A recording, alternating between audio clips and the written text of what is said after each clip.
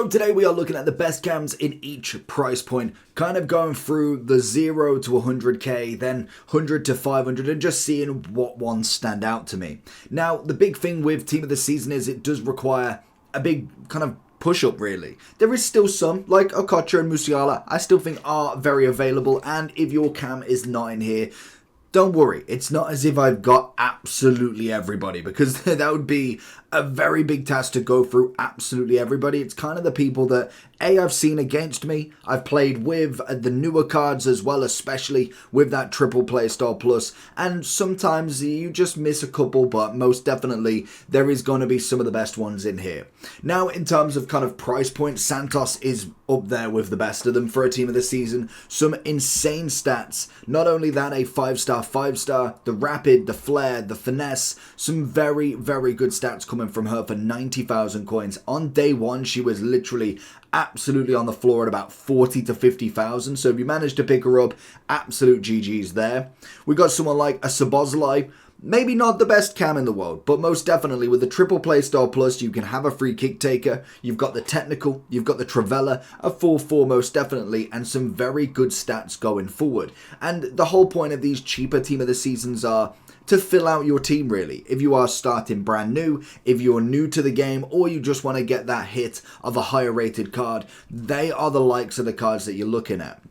We have got the tried and tested in Musiala, but I must admit now, when just looking at a single playstyle plus, you're thinking, okay, well, I can go get a Santos with a triple, and maybe it's slightly better. The playstyle pluses are absolutely mental this year. They really make a good factor in a card. They're not the overall decider, like if you had an 85 with a quadruple playstyle plus versus like a 94 R9 with one. It's still gonna be stat based, but it definitely helps make the decider between like two 92s with very similar stats in certain areas.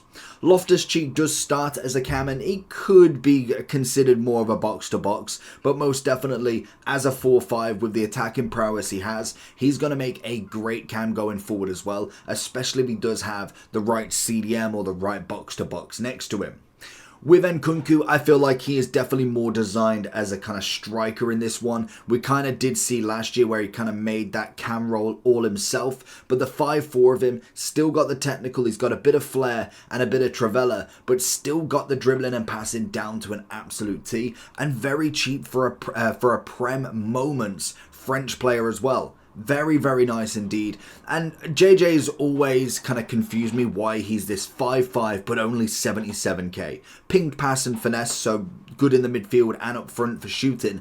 But the stats, especially when he first came out, he was this price already. It was crazy to see how low he truly was for such a good card.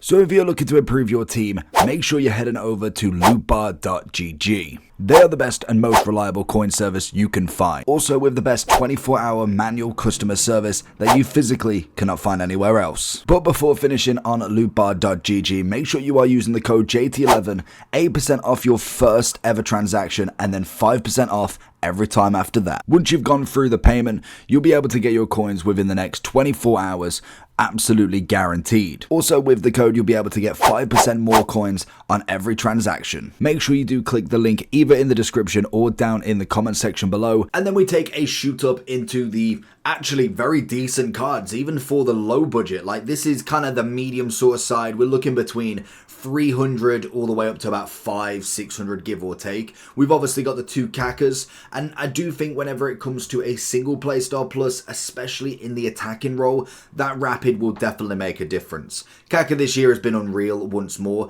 Both versions are very viable. Obviously, if you can go with the 93, it is slightly a bit better with a pinged pass as well, but if you can only go for one and you've only got the 400k, then the 91 is still going to give you something. And like I said, when we look at Santos, when we look at JJ, it's not always a bad thing to lower your budget a little bit. Sometimes they kind of give you what you want, even though you wanted to go for a 91 Kaka. You might be better off with the Santos with a triple playstyle plus. I'm not saying this is in order of like I'm talking from Santos being the worst cam to 99 Pele being the best. It may work like that, but it's all about the budget in these. It's not necessarily going through ranking them. That will be for a different video because price always doesn't clarify which one's better.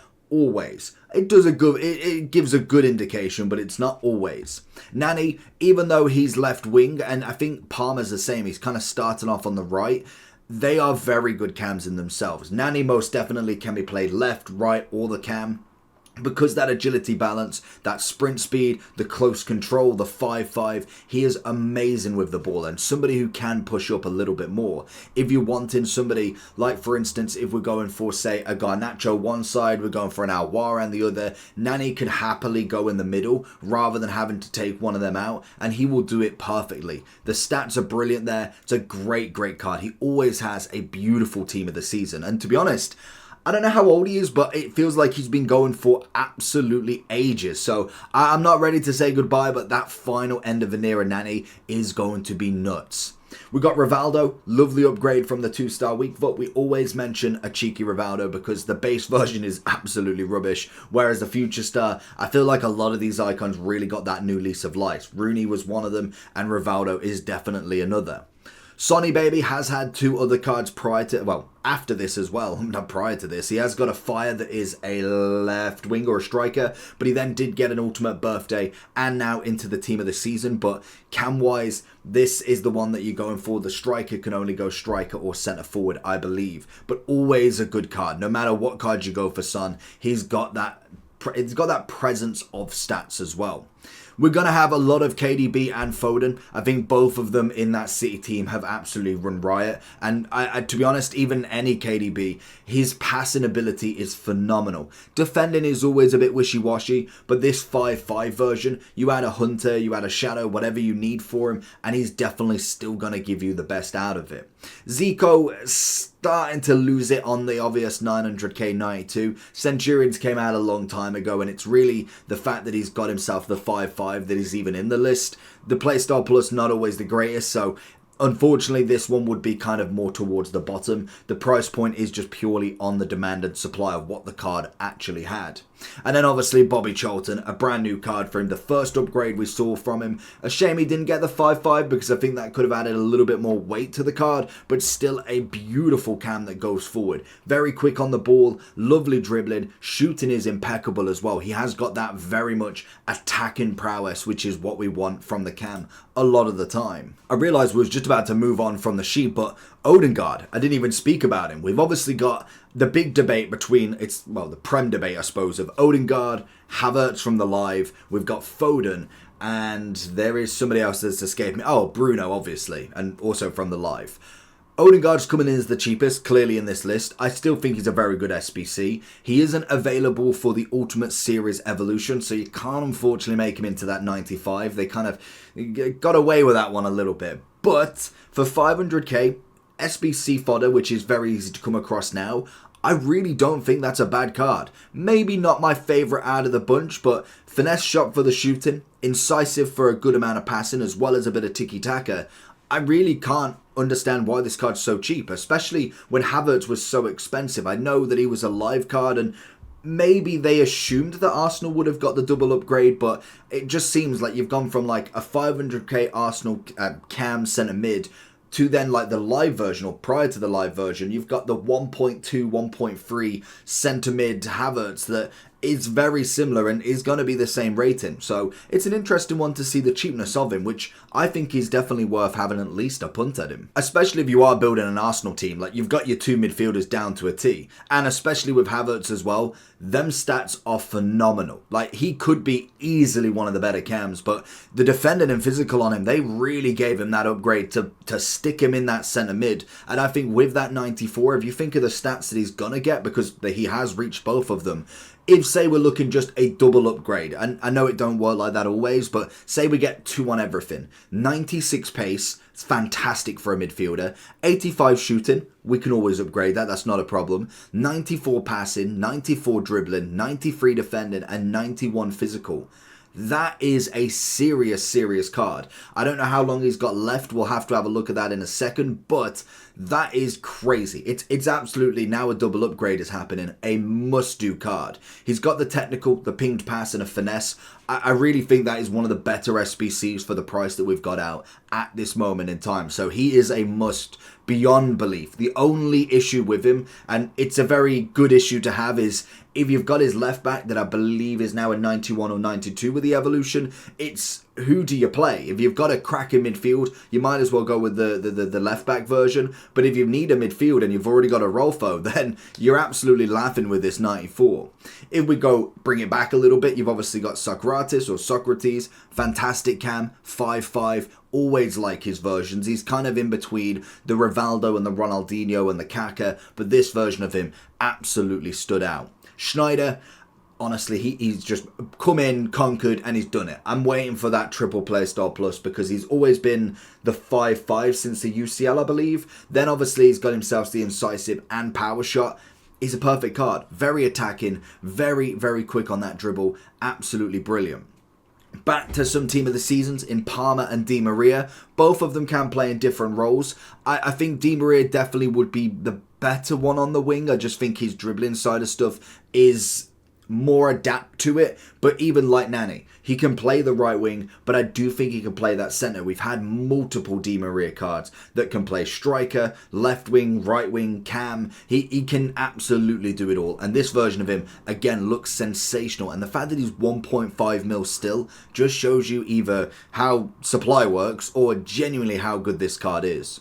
And Palmer, what a season he's had. He's a brilliant card. A little bit taller than your right wing, 6'2". It's not necessarily unheard of now, but most definitely in that middle, he is going to absolutely rock it. I think they screwed him up a little bit with a flare. I don't think... I know technically he does have the flare. That's fair enough to say. It's not like it's completely out of character, but they could have really given him a better playstyle plus there, like an incisive, a long ball pass.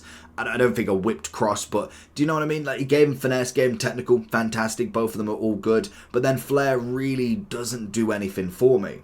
Neymar has always got to be in the debate. I'm waiting for another Neymar. Now we've got the moments of team of the season, and we've saw like the Garnachos or the Nkunkus.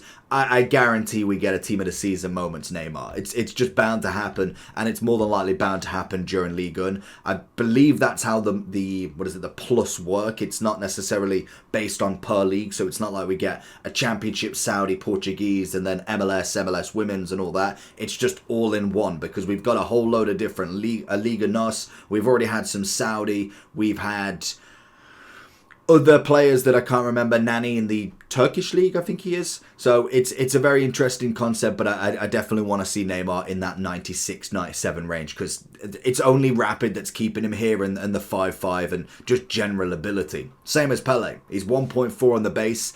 A base card that's 1.4 still at this point is nuts. Like, we don't see many of them. I would actually love to see the levels of how many are above 1 million and how many are below, because it's got to be like 96% of them are now below at least like 400k at this point. And then KDB's Team of the Year. We have got two versions of him, not very far apart in terms of price. The Team of the Year always holds weight, purely on the fact the supply is very low, but then also the card design is very prestigious. It's what we want. That Team of the Year, especially if you've got him pack pulled, it's even better. But even if you're buying them on the market, if you see a full Team of the Year, you either know you're going against an absolute money grabber, or they've managed to get very lucky with a credit card, because this year it was very difficult. But KDB's always been good. The start version, like I've said from the very start, in terms of the gold and then maybe the first upgrade, we did get the flashback that wasn't terrible, but it's kind of a bog standard. It's not like a gold Conte where he just fits into any team. You need the upgrades from him, and once we get to this 94 to 96, 7, 8, that is when KDB really comes alive. And now we've got the top of the top. The price range is absolutely crazy. And like I said, this doesn't mean every single one of these is way better than the previous screens. This is just the most expensive ones that you can get that are worth it. And predominantly, most of the expensive ones are worth a look in. Like, I would much prefer an Ultimate Birthday Messi over Zico, over Hullet in the cam role, definitely. But it doesn't mean that I'd rather have him over the price of Havertz or something, because the difference is, you're looking at, say, someone like Pele. If you're paying 9.1 million, do you really want to spend that coins? Like, I don't have that amount of coins, so I would be looking in a different price point. Whereas if you did have an unlimited fund, this is kind of where I would be looking at times.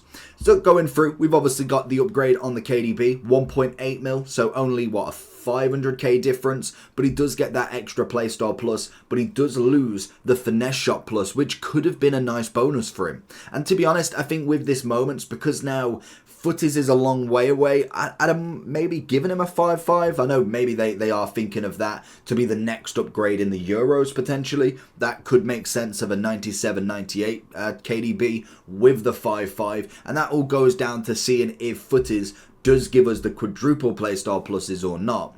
We, like I said, have the debate between Martin, Havertz, Bruno and Foden. We've obviously got Bruno coming in at 2.3. We've got Foden coming in at 2.2. Havertz at 1.2 and Odegaard at 500. Two of them being SBCs, two of them being having to be pack pools at the very minimum. We also have the Team of the Season upgrade, which is available, I believe, every week, and it will give you any choice of a Team of the Season. So you could pack a Bruno, you could pack a Foden, you could pack a Watkins. So it's completely at random, but there is still the chance to get a Bruno at this point. So that's always a nice concept of them, but you do have to put a Team of the Season in as well, which is just the catch-22 to it. I must admit, if I was picking my favourites, it would be Foden. Foden was outrageous, like genuinely outrageous of how well he is on that ball control. The dribbling on this card is just out of this world. Now, I'm not saying that Odegaard, Havertz or Bruno doesn't have that, but Foden for me was the better one for dribbling side of stuff. When it comes to pace, Bruno unfortunately falls down compared to the rest. That just is what it is. He's predominantly more based around passing. Same as kind of Odegaard, the passing game is absolutely on that elite level. But then also shooting is pretty good around all of them as well. So there is 4 options there. I think Odegaard is the very cheap option. I would say Havertz would be one of my favourite options for the price of him. Foden then would be my favourite card in out of them. And then Bruno's just my team, so he automatically goes number 1. But carrying on. Hullet, 2 versions here. We've obviously got the Centurions at 2.1, and then we've got 11.1 for the 5.5 Hullet. Now, you could put Hullet in any position, to be honest, and he always crops up in CDM, box-to-box, cam, striker, because he can do it all. He's one of the only cards that I think can actually do all of them positions, but then also be considered one of the top in each positions. Like, genuinely, that is how good this card is, and the price kind of tells you it. He is so good, it is unbelievable, and it genuinely is not fair. If you manage to get, or have managed to get this card at this point, so Ultimate Birthday, if you've got him then, you don't need to change him, and you can put him into any position you want, and he works. It's just that unfair with him. Messi obviously does have his Team of the Year, which was glitched a little bit, as you can imagine. It was very upsetting because I didn't get him. 5.7 mil though for him. Very, very kind of prestigious card of Messi's. 97 rated. Everybody loves a Messi, but we did see at one point that after the glitch, when we did get the Ultimate Birthday, he did become more expensive at one point. The 5.5 version, a little bit lower rated, but the 5.5 really reads the room. He's got the finesse shot as well, which is very good for a Messi, going over what the incisive pass does for that Team of the Year. And to be honest, I might even consider going for the Ultimate Birthday rather than going for the Team of the Year at times. But either or, you'd take either of them. Zidane is one that's kept a little bit quiet nowadays, to be honest. With all of the cheaper cards and different icons that have been coming out, I've very rarely seen him, which is very unlike Zidane. He has got the 95, the 92, his base card, and this version. Honestly, with I've got the SBC version, and that card has been out of the team for a long time now, and he's a 5.5 and still very excellent, but I don't think he really fits my system, which could be the same for everybody else, because I haven't seen a Zidane, especially the 96. If you've got him, you more than likely have him on the bench at the minimum, and he just has done nothing.